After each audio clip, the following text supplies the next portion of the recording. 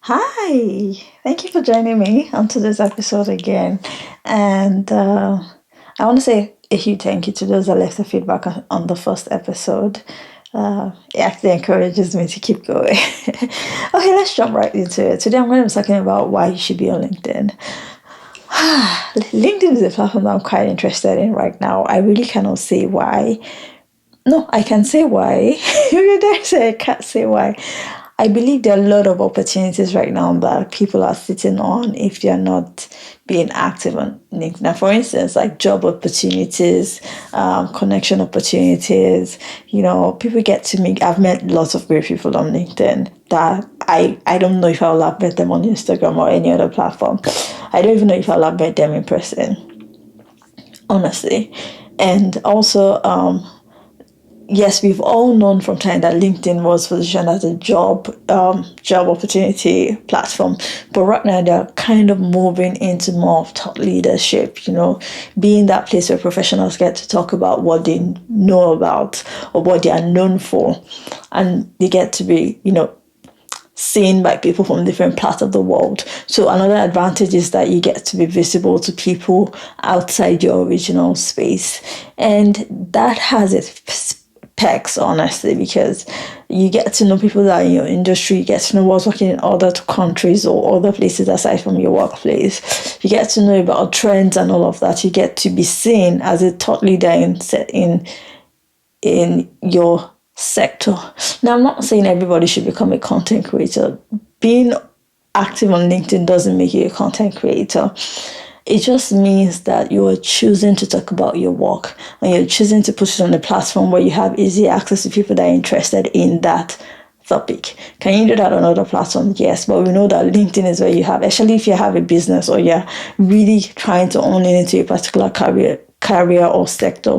LinkedIn is honestly the place to be if you want to meet with the stakeholders in that sector.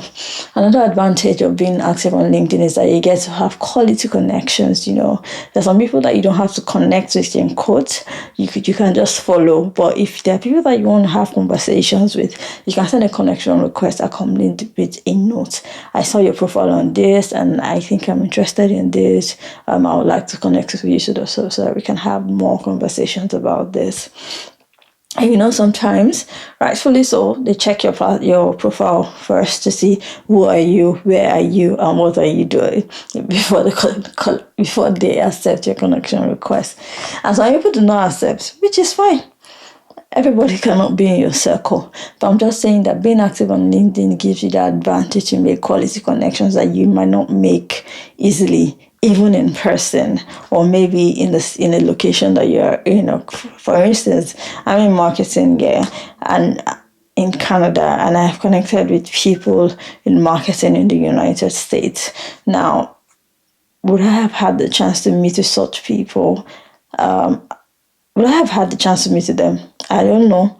But I honestly do not think so if I did not take the chance to, reach out and say this and this and this, or say a profile about this. And I've even gone ahead to have like coffee chats with some people that I feel like even I don't know if we'll have had the chance to meet in person. So if you want to grow your network actually in business, you shouldn't sleep on LinkedIn. And your next question might be like that, where do you start? I think it's important for you to do an audit of your profile. Now, I'm going to take you stage by stage. The first thing you want to start with is your profile picture. You want to make sure that your profile picture is you. So please, no AI pictures. Your profile picture is you. And then at least it captures your face. Like people can see you on LinkedIn and see you in real life and say, yes, this is Adenike. That kind of thing. So you don't want to put too much makeup. You want to look presentable. You also want to look, put together in your profile picture. And it doesn't have to be, a high resolution. Well, as much as you can, if you can, but you can take a good picture with your iPhone. Make sure you have adequate lighting, or stand in front of a well lit window and then get someone to take your picture with the front camera, and then post it. you're all dressed and all of that. Actually, that's what most people do. And you don't have to frown in your picture. I used to frown a lot in my corporate pictures. I don't know why I felt that. That was the only way I could be perceived as being serious. But now, actually, people smile. It's like a passport photograph.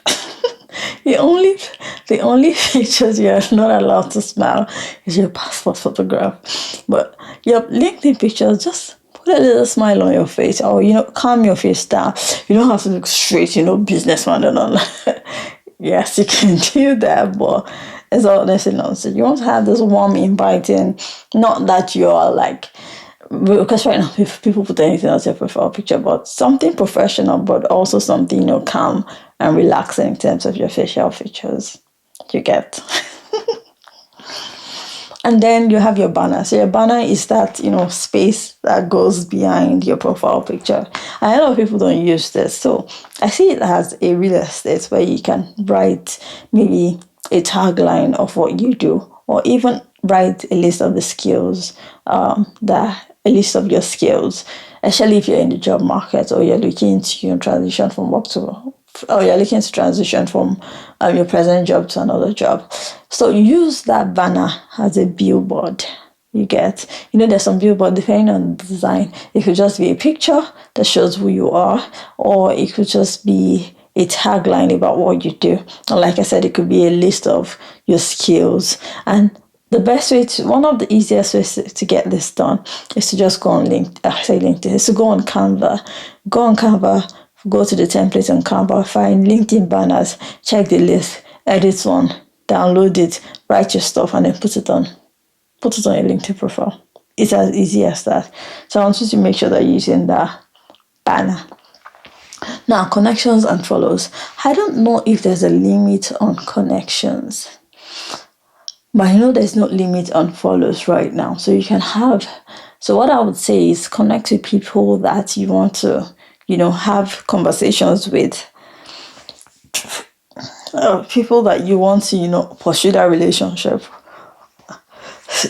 People that you want to pursue a professional relationship with. But if you're just interested in someone's content, just follow them. You don't need to connect with everybody, because when you connect with somebody, you see their feed on your feed. When someone connects with you, they see their feed Jesus Christ. You see their feed on your feed, and they see your feed on their feed, if that makes sense. But when you follow someone, you alone see what they post. They don't necessarily see what you post. So this also speaks to when you choose to accept a connection request from someone. You want to make sure you go to their profile and look at what they are posting and see if that is something you want to be seeing on your feed. If not, they can just follow you, honestly. And then your headline is the next thing. So your headline is, that note underneath that says, oh, I am this, I'm a marketing specialist. So you can write, right now, there's a school of thought that you should write what you do and not just your skills. And the school of thought that says you should write keywords of, especially if you're in job market, keywords of the skills that you use. I just think that you should write what makes sense to you at this particular stage of your career. For some people, it could be the degree you just had, your job title. And some people like to add their place of work. Fine. Some people do not like to include it. Okay. You can also add maybe your interests, the things you're doing by the side. Maybe you create content, or you're a podcast host. Like for me, I added a podcast host on my headline. You can also add that. I would say if you're in the job market, adding keywords is also something. So keywords of the skills that you're looking at that you're very you're highly proficient in. So like if you're in marketing, you might want to add marketing promotion, data analytics, social media, and all of that. But I would say try not to make it too. Don't write too many things. Because usually when people just skim through your profile, and sometimes they miss the most important things when they skim through. So another thing I think you can add is if you have any associations that are well known, you can, like, I'm a member of Monday Girl, and I added that I think I added it to my headline. I did at some point. And I've gotten connection requests from people that say, oh, you're Monday Girl, I'm also a Monday Girl. And, oh, hi. And I accepted. Yes, I did.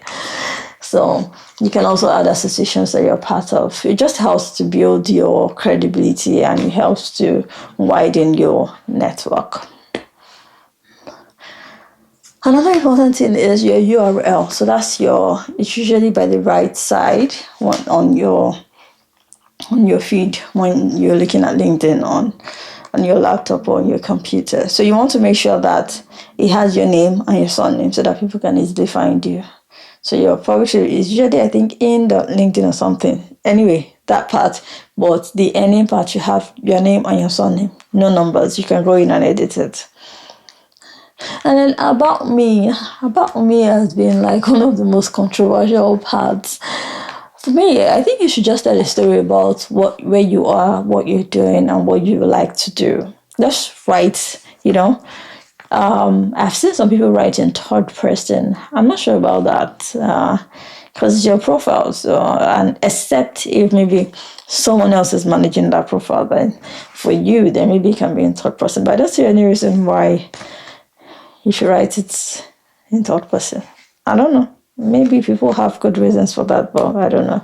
But just write. You can write about your skills. And I also think what is in you about me has a lot to do with the stage you're at in your career. For instance, if you're trying to look for jobs or position yourself for more jobs, you might want to write about more of your skills, what you do, and all of that.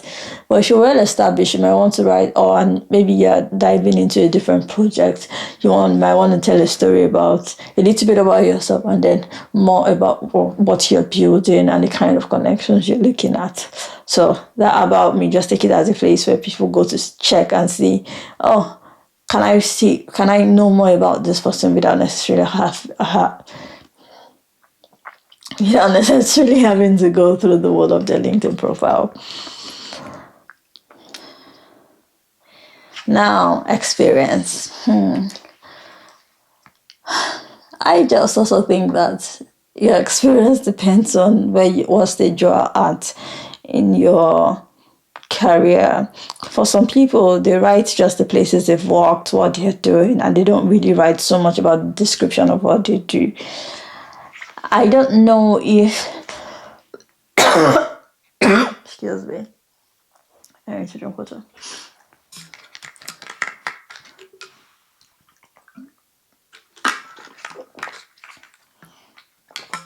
I would say that, actually, if you're like a millennial, you should still write the description of what you do. And that's just because so that people that are head hunting can, have a feel of who you are without, let's say who you are, can have a feel of who you are without actually having to send a message to you to send you their resume. I think you can write the same thing on your resume there. Or maybe just like 3 or 4 bullet points that explains what you did in that role or what you're doing basically in that role. Don't let it overwhelm you. And then include the important skills that you have acquired or you're using in that role. And the education, yeah. Someone once said that if your education was in the last 10 years, you should remove the year because there's something called ageism right now where people tend to look at the year you graduated and all of that, try to make up your date of birth in their head before they decide if they want to connect with you or give you a job. I don't know. Sorry, I just find it funny. Like, it's just so complex. Anyway, I feel like you should just put the date. Just put the date. Just put the date. It's not compulsory though, but you have to make sure that your education is actually your most recent education, or maybe also put the education that is relevant to your career right now. But I've seen some people have, nice pivots. Like maybe if somebody started from chemistry or something, and then the person moved into furniture or business and all of that. So I still feel like you should just write it because you don't know where this opportunity will take you. And sometimes people are looking for people that have a mix and match of that done crazy people to good transferable skills, So if you have the chance to,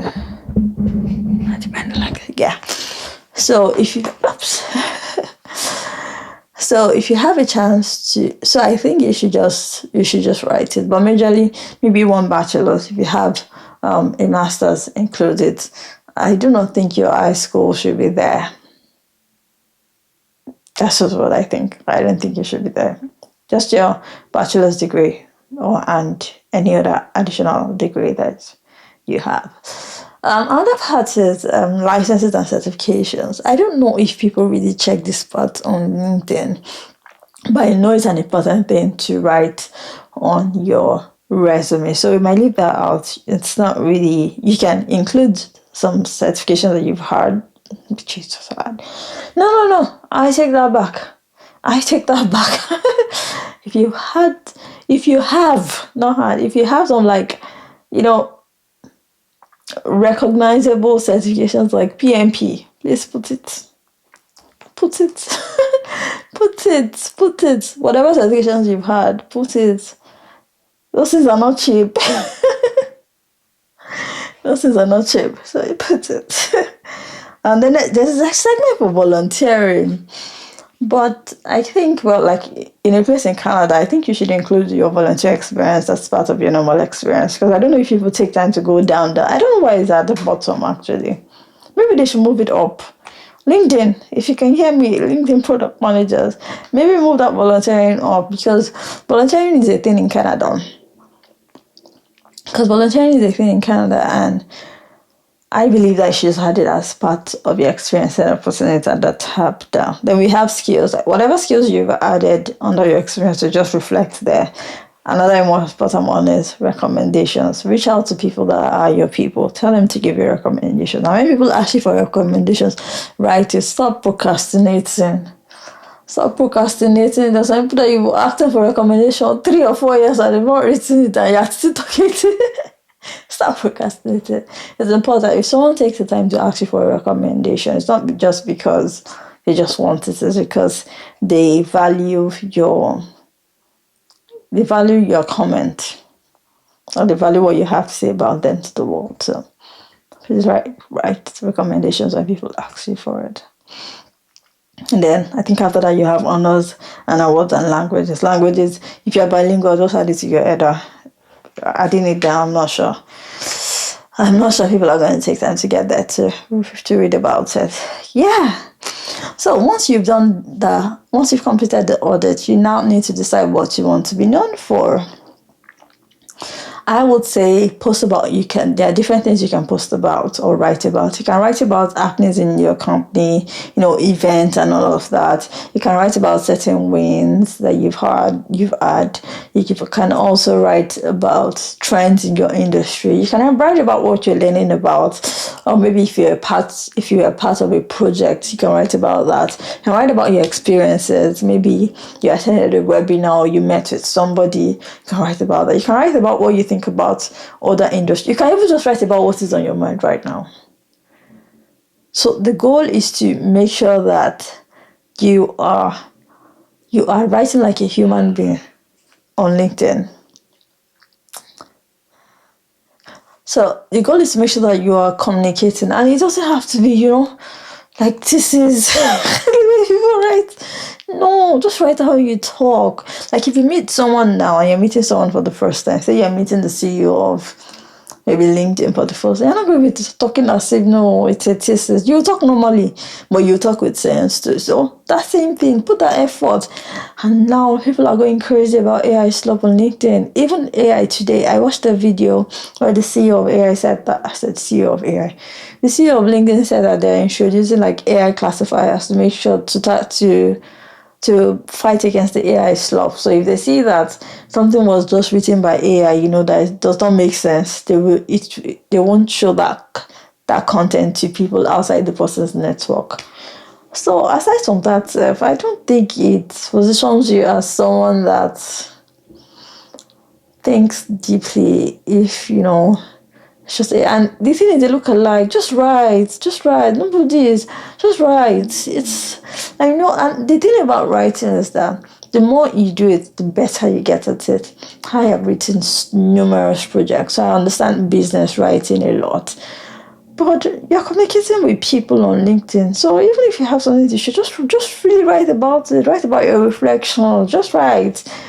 Yeah, it's just the same way. Like, and I think that's where video is gonna win, because if you're reading from a script and it's really, like there's this heavily edited videos right now, and sometimes I think most companies get this wrong by using some of those where maybe they're interviewing someone, a stakeholder or somebody higher up, an executive, and you can see that the person is reading. I'm not saying that you should not read from a teleprompter, but you can see that the person is just reading, reading, and that's because sometimes you feel like, okay, when you're working in corporate and you have to put something on social media, it gets vetted, vetted up to the point that the human nature is removed from it. And that's where the person in charge of marketing needs to come in, because whatever you're saying on video needs to retain your personality. Now, the truth is that we won't get the outcomes. I did not start talking like this the moment I picked up a camera. In fact, my first use of video was horrible. I still even think that I'm still working on how to, communicate effectively on camera. And yes, you can have a list, you can have a bullet point. Like, for instance, I had to write a little bit about the things that I want to talk about. Well, I'm not like reading from you to reading to your, maybe I'm here and I'm looking at the screen. Even right now, when when people are having interviews and they're using AI, especially virtual interviews, the recruiters know, because there's a way your body language, it shows in your body language. But the more you try to get comfortable with yourself, get comfortable with how you talk, and like I said, it's not going to be the best the first time you try it, but eventually, time after time after time, it's going to get better. Right now, for me, I even love making videos because I feel like I flow better when I make videos, and like my personality shines through. You have an idea of how I'm like, when you're communicating with me when I record a video. Anyway, so you can use text, just write. You can record videos. You can also put your thoughts in form of carousels. You can also, Canva is easy for them. Now I heard that Claude is doing carousels, which is actually good. So you can just, write out what you want to say and tell Claude to make a carousel of it, or use Canva. Canva has so many editable templates. You don't have to start from scratch. Just put your thoughts on it, move things around, and post. So,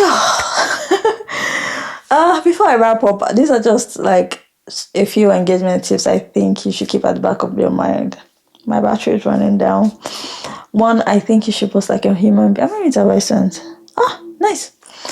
One, like I said, post like a human being, ditch the AI slop. You can, I'm not asking you not to use AI. You can use AI for your research, or maybe editing, grammatical punctuation and all of that, or maybe finding things that, or even maybe just challenging your thought process. But make sure that the script eventually is yours. Like, on the script, it feels different. Anyway, you understand what I'm saying. So post like a human being. You don't have to be very serious or business. I guess it's a B2B platform, but calm down. You're still, and that is one thing that people are actually anchoring on right now, that people are looking for human engagement, relatable engagement in posts especially from companies or from stakeholders. They want you to treat them like a human being and not just data.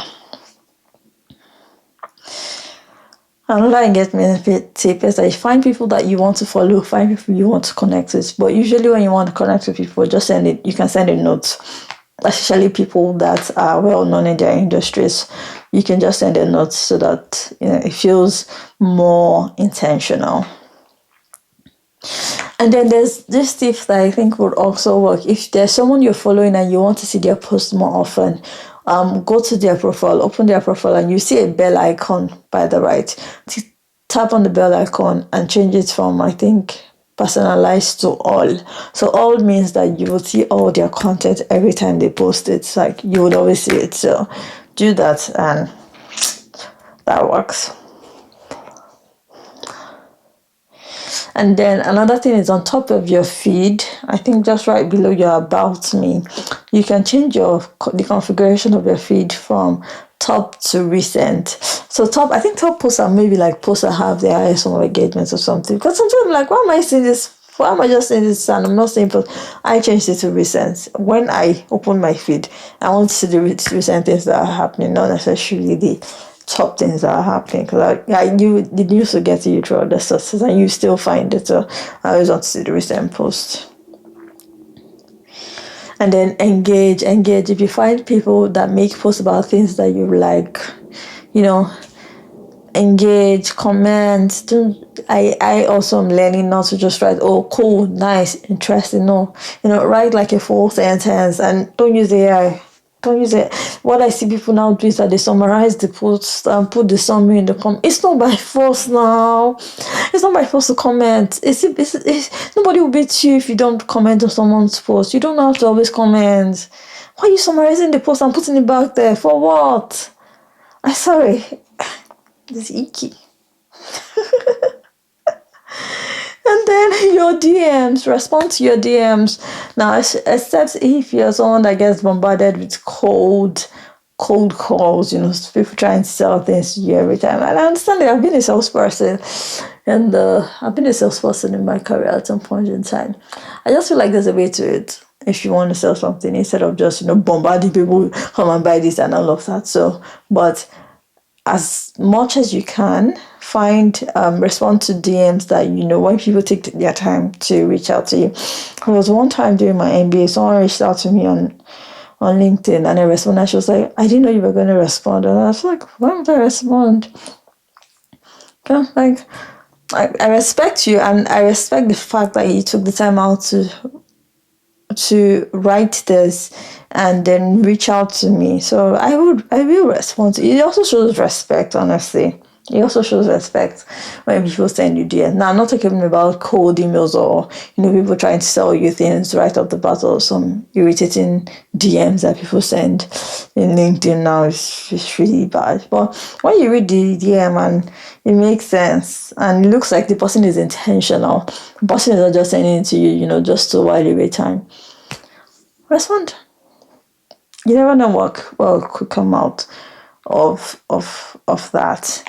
And finally, help people as much as you can. If you can make recommendations for people, if you can introduce. I have been privileged to have wonderful people that have introduced me to other people, on LinkedIn, and I'm so grateful for them. So, and I am willing and I've been paying it forward as much as I can. If I can make an introduction for someone to someone that I know, and it's not just like, of course, you can't just recommend. You have to be credible before someone can recommend you. Definitely, you have to get your shit together.